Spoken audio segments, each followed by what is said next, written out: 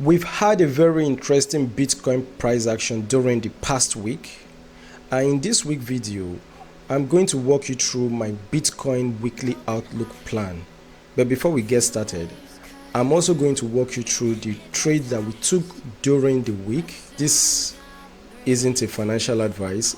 Every content here is strictly for educational purpose only, and do not treat it as a financial advice because I am not a financial advisor. And this is also strictly my style of trading, and if you like the style of trading, you can go to the website to learn how to trade like this. And also don't forget to like and subscribe if you like this content, so that you'll be the first to get this type of content the next time I release them. So without wasting much time, let's get started.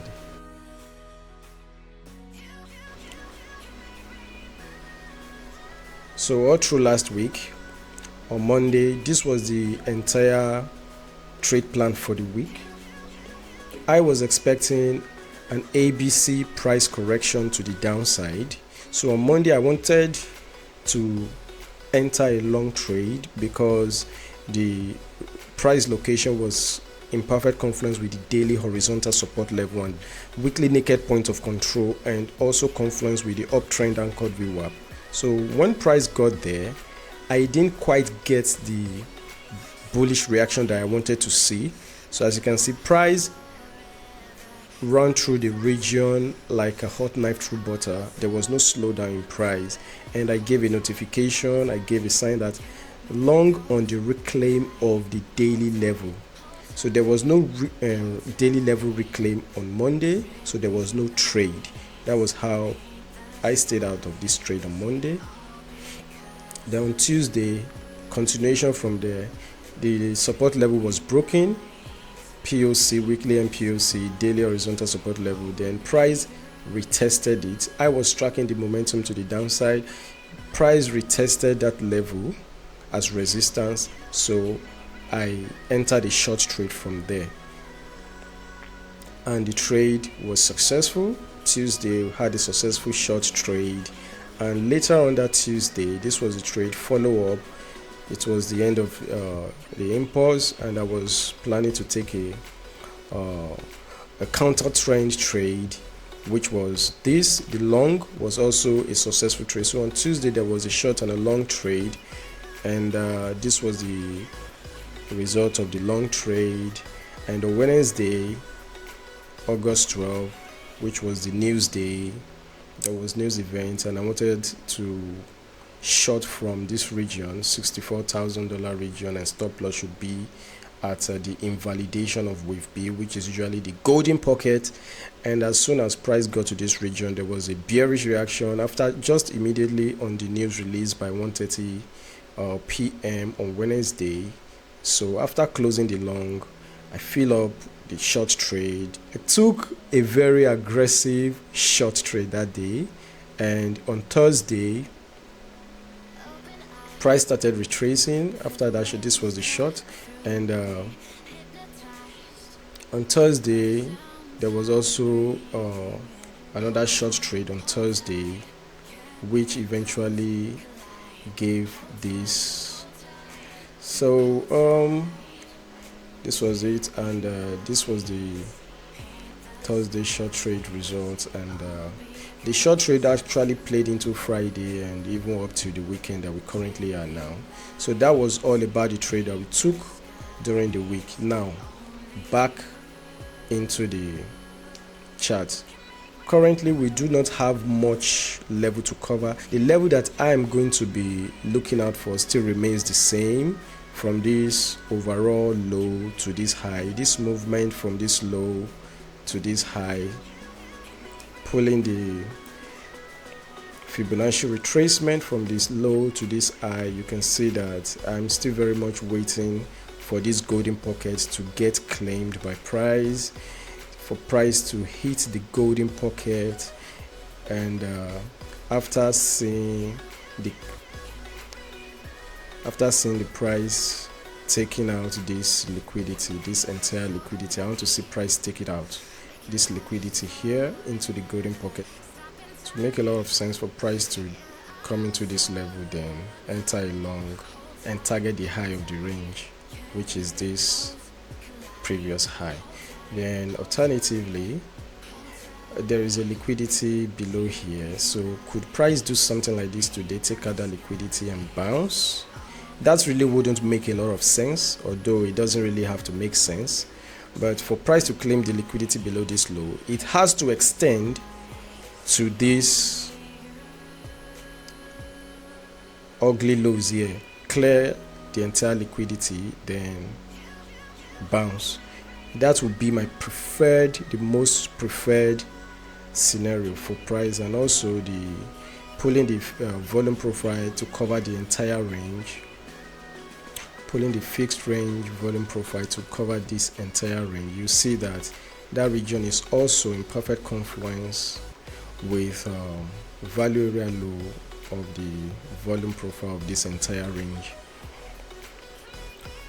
So the area, this price location happens to be in perfect confluence with the value area low of this entire range. So that is why I'm very much interested in this region should price get here. So this will be my number one swing long trade that I will be much interested in taking.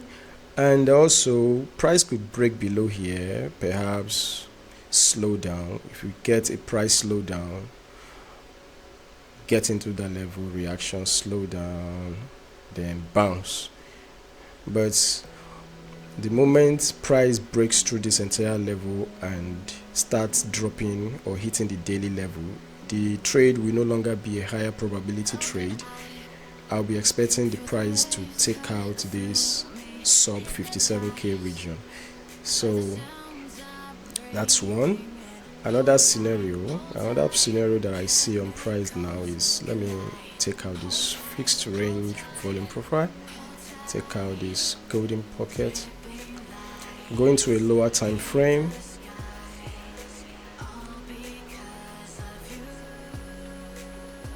price is currently ranging. It's natural for price to range during the weekend because of low volume. And what does price like to do? Perhaps later today or earlier tomorrow, during Asian session today, later tomorrow Asian session, price could do something like this, tap into this level of resistance, and then take out this weekend low. So at the end of the day, I'll be interested in, if I get this price reaction, I will be interested in taking a shot from this region because it is in perfect confluence with this mini range supply and also daily horizontal resistance level, and also is the weekly naked point of control. That is a very good confluence to consider taking a short trade. And also price could also do something like this, go down, take out that low, then go up from that high, then continue the bearish trend. So whatever the price does, I am positioning myself for price, and whenever I see a bearish reaction in this region, I will take the trade. I will take the trade if I see a bearish reaction in this region. And